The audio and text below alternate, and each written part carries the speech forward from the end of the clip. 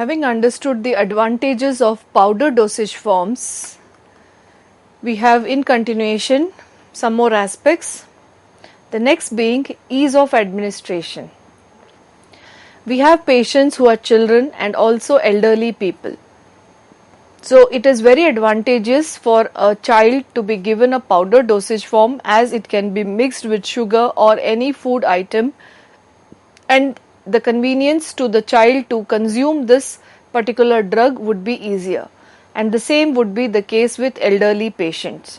So when powders are exclusively considered for its merit, ease of administration is one of the aspects which is very advantageous, as this will encourage the drug administration for children and elderly patients. The next advantage in series is suitability, because the solid state of drug is maintained and the excipients also which are selected can be of the solid state. It makes it advantageous that when they are brought in contact with each other, the incompatibility problems are ruled out, because of which suitability to bring in lot of combinations is a choice to a formulation chemist, and that is the reason why it is one of the suited type of dosage forms when we have certain challenging moieties, and also when we have ingredients in dry state. This is the type of dosage form recommended. So having understood the various advantages, it is not only advantageous which we have to take into account, there are disadvantages with respect to powder dosage form as well. To name some disadvantages of powder dosage forms, tablets and capsules are comparatively more convenient and easy to handle when compared to powder dosage form.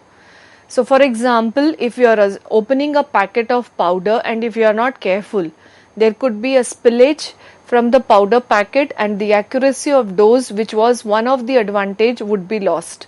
Whereas a tablet and a capsule dosage form is a more compiled form of dosage form, and in today's time it is more hygienic to hold a tablet or a capsule. When dealing with powders, you need to have a spoon or a device for its administration.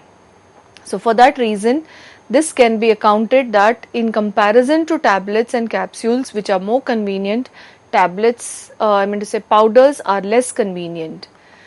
Also, the disadvantage with respect to powder dosage form is inconvenient to administer.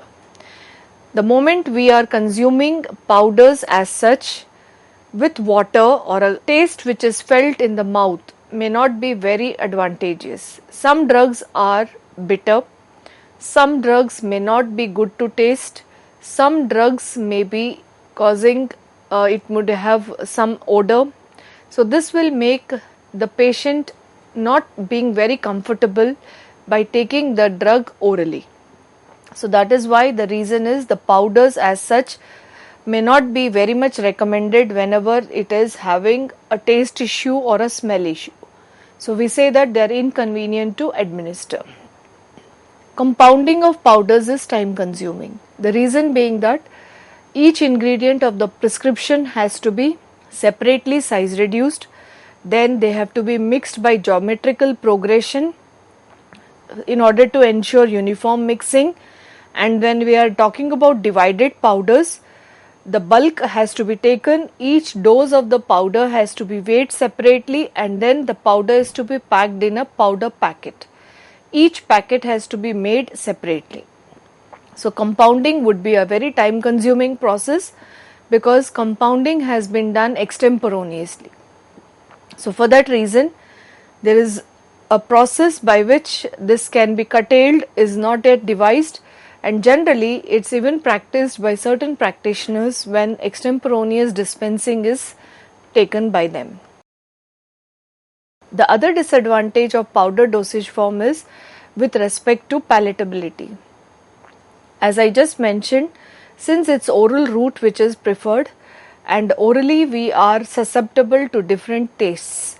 We can feel the taste when a product or a drug is being consumed orally. So sometimes a powder dosage form may not be very palatable, and this may recommend that other than oral route is preferred, or other than powder dosage form should be taken into account. This becomes very challenging, especially when children are the patients and the powder is not very good to taste. Then it is not advisable to administer drug orally as powders. As already mentioned, also there are certain typical drugs which are highly bitter in taste, but they are to be taken for the therapeutic benefit. In that context, it is advisable to go for tablets or capsules rather than powders. So it's not suited for bitter drugs.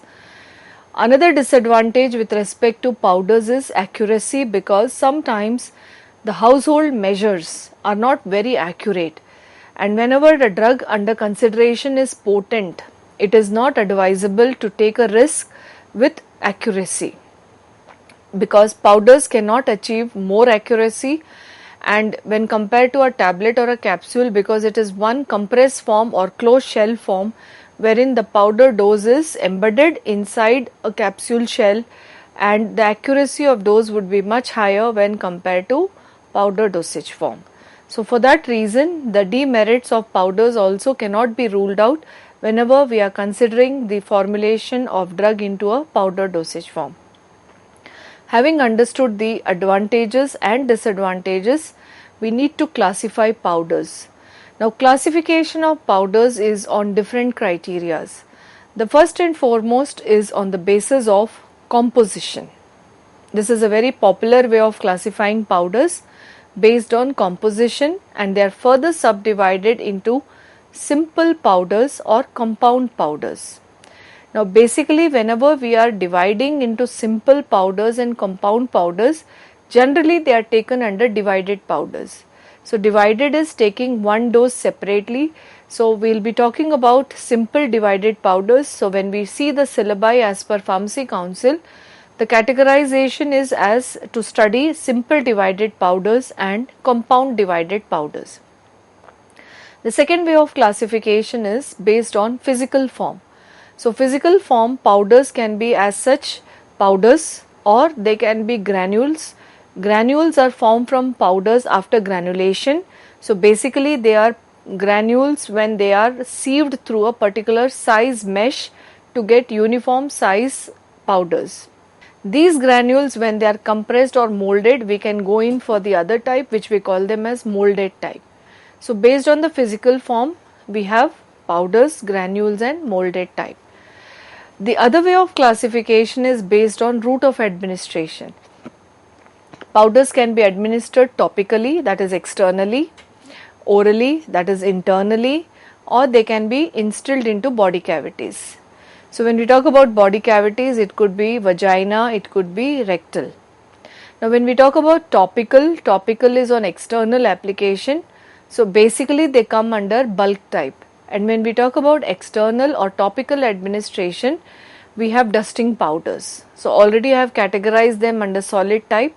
So dusting powders is typical example. And whenever we talk about topical preparations, we also subclassify them into either they are medicated type or they are surgical type. As the name indicates, that medicated type basically are non-sterile. They generally have a medicament or a drug and meant for some therapeutic action. When we talk about surgical type, these are generally medicated, of course, but they are at the same time sterile preparations. So the major difference between medicated and surgical is with respect to their sterility. Now surgical are generally used after surgeries to dry the wound. So they may be generally medicated or non-medicated. We have both the types under surgical, which are to be considered as medicated, non-medicated, but at times they are generally sterile preparations. When we talk about oral, we talk with respect to internal route of administration. So whenever we are talking about internal route, they can be taken as divided powders, as we take individual dose separately. So we call them as divided powders. We can pack them into bulk containers as such, like effervescent granules, we have already seen the example. So they can be categorized into bulk or they can be enclosed into capsules. And of course we have powders which are instilled into body cavities. Now we will talk about especially powders which are intended for internal use. Now internal use is nothing but oral administration. Now as we have already seen the classification grid, that oral can be bulk or divided or capsules. We will not be touching on capsules because capsule dosage forms are not under the preview of this topic. So we can either talk with respect to bulk or divided type. So first we will be talking about powders for internal use, oral administration, divided powders. Now whenever we talk about oral powders and especially divided powders, first and foremost we need to understand that why and when we take powders into divided forms. So for that, first we have to understand that whenever the powder drug or the medicament is a potent drug, potent drugs are those drugs which are given in very small doses, generally in milligram and generally less than 20 milligram at a time. To name examples, we have antihypertensive drugs. We can call them as potent drugs. So those drugs whose doses are less than few milligrams, we can categorize them into potent drugs. So potent drugs are dispensed as divided powders. We don't give into bulk containers multiple doses together because already the drug is potent, and in case the patient goes wrong in measurement of dose, it could be fatal. So potent drugs are taken into powder form and they are recommended to be given into divided doses. So each dose is packed separately in a separate powder packet. Powder packets are generally made using paper and a butter paper or a wax paper. So double layer packing is done and a powder packet is made. Now potent drugs, when they are given into divided forms, we have two types of options by which we can dispense simple powders, or we call them as simple divided powders or compound divided powders. Whenever we are dispensing powders orally into divided forms and we go with simple divided powders, basic difference is simple divided powder will have only one ingredient. So when a powder prescription has only one ingredient, we call it as simple divided powders. I will be showing a prescription example. And when the ingredient is more than one, we call it as compound divided powders. That is when the ingredient is more than one. Now whenever we talk about simple and compound powders, we need to understand what are they. Simple and compound powders are generally and recommended for internal use. So we say that they are meant for internal use. Then we also have to understand that since they are divided powders, each individual dose is packed in a separate packet, whether it is simple or compound. As already notified, simple has one ingredient, compound has multiple ingredients. But both simple or compound powders are packed in separate paper packets. Then we have minimum quantity to be considered. We cannot dispense 20 milligram as such, though I mentioned that these are for potent drugs. We need to add a diluent. We need to add a dry powder which is having no therapeutic value to make up the weight, and the minimum weight each powder packet should have is 100 milligram. So that means 20 milligram is the dose of the drug and 80 milligram should be a bland or an inert material which is added. Generally lactose is taken. So in a mortar and a pestle, when we size reduce the powder, we mix it with a diluent to increase the bulk of the powder, and each packet is weighed 100 milligram by taking a mixture of the diluent and the drug. Now simple powders exclusively, when we talk simple powders first we will be discussing, then we will go to compound powders.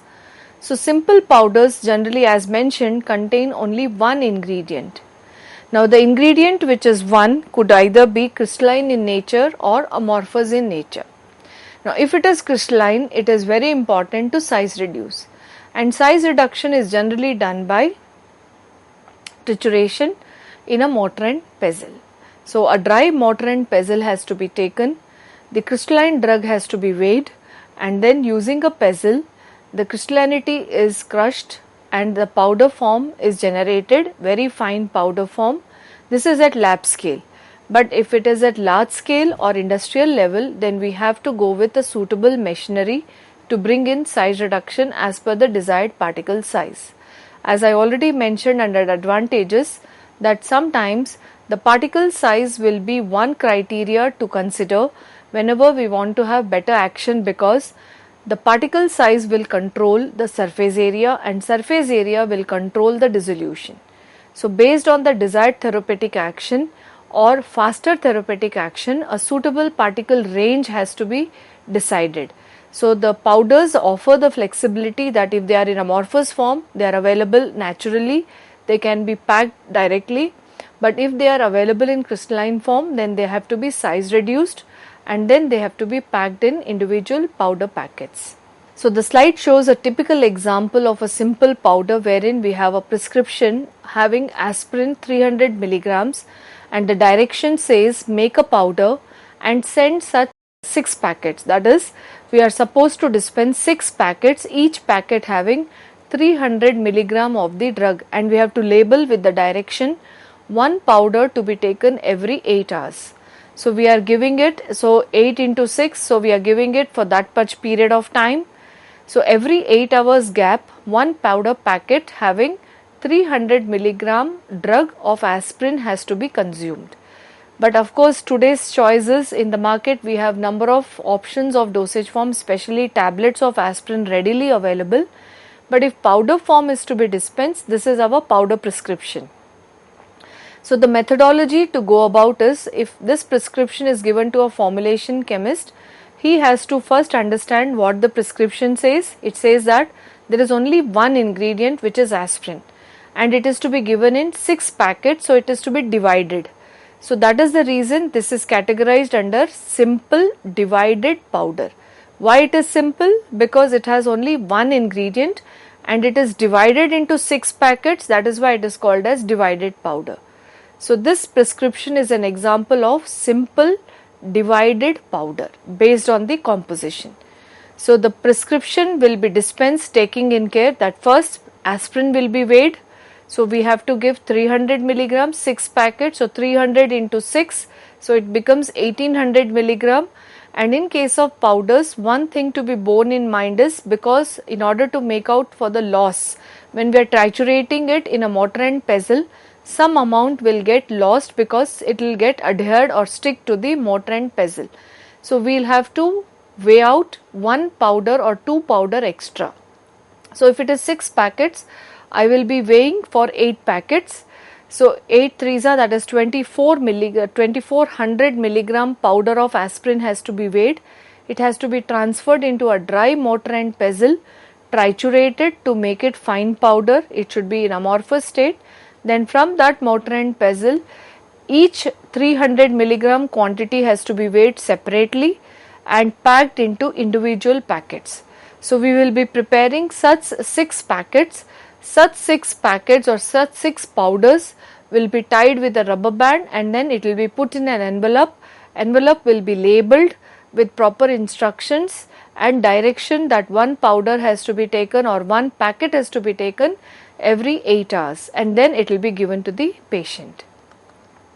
In contrast to simple divided powders, let us understand compound divided powders. So the difference in first difference is, simple had only one ingredient. In compound divided powders we have multiple ingredients. So we say it has 2 or more ingredients. When we have 2 or more ingredients, each ingredient has to be weighed separately. They have to be size reduced separately in a mortar and pestle, and then they should be mixed together in geometrical progression. Now geometrical progression is, if first ingredient has a weight of, let us assume 10 milligram, and second ingredient has a weight of 40 milligram, then out of that 40 milligram, 10 milligram should be taken and mixed with equal quantity of that first ingredient. So first ingredient was 10 milligram, so out of the second ingredient's quantity, the same quantity as the first ingredient should be taken and mixed. So now the mortar will have 10 plus 10, 20. When we have 20 milligram, then the remaining 20 milligram of the second ingredient should be taken and then mixed in the second phase.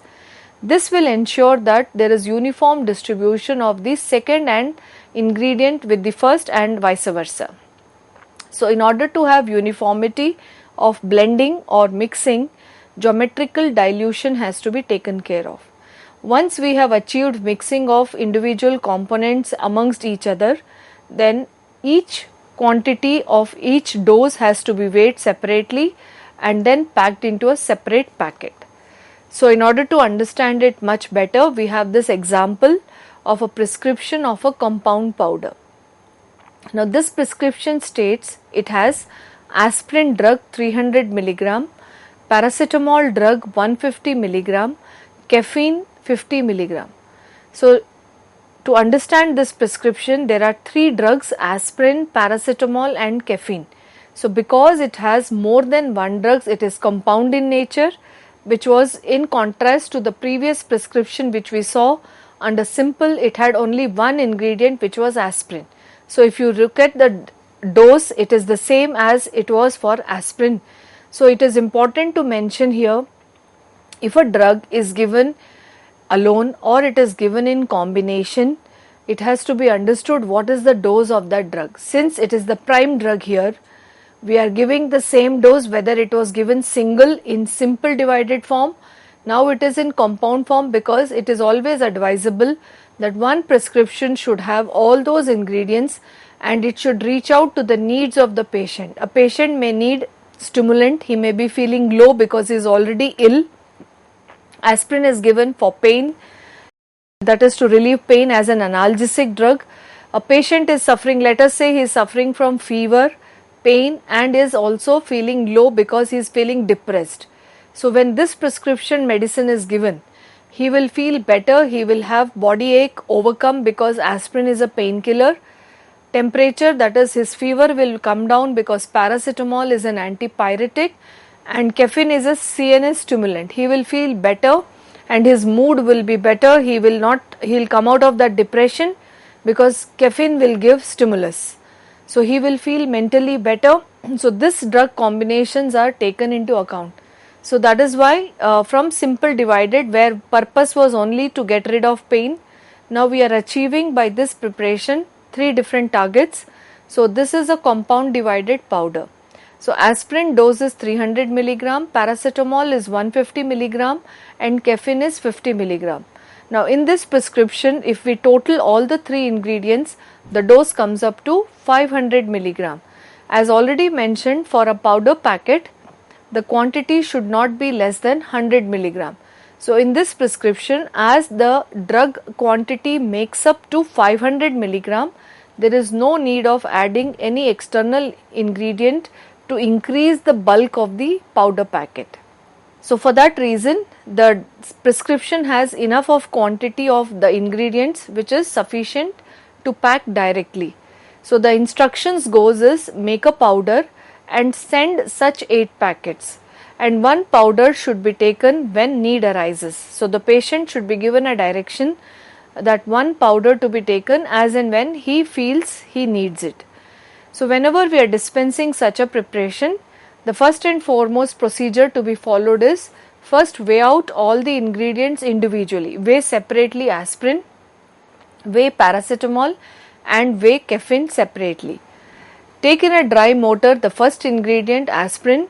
As it is crystalline in nature, it should be size reduced and then made it into fine particles. Then transfer it back. Again in the same mortar, take the second ingredient, size reduce it, transfer it back and follow the same with the third, that is caffeine. Once all the ingredients are size reduced, then take the lowest weighing quantity first out of the three, that is caffeine, and mix it with equal quantity of aspirin and paracetamol. That is 50 of caffeine is taken, 50 out of 300 milligram of aspirin is taken and 50 out of 150 of paracetamol is taken and then mixed together. So the ingredients which are now mixed becomes 150 in weight, then it is mixed with 150 of aspirin and the remaining quantity of paracetamol. So this is called geometrical progression, and this will ensure uniform blending of all the three ingredients with each other. So we basically call it as mixing in ascending order of their weights. And once the mixing is complete and all the three ingredients have been blended together, weigh out 500 milligram from that mixture and pack into individual packet. And we were supposed to dispense 8 packets. So we have to calculate quantity for 10 packets. 8 packets are prepared out of it and then it is dispensed. So that is the main advantage of going with divided powders. So we have taken example of compound divided powders. So this completes basically the bulk powders, I mean to say the divided powders which are meant for internal use. In my next lecture series, I will be talking about bulk internal use powders. Thank you.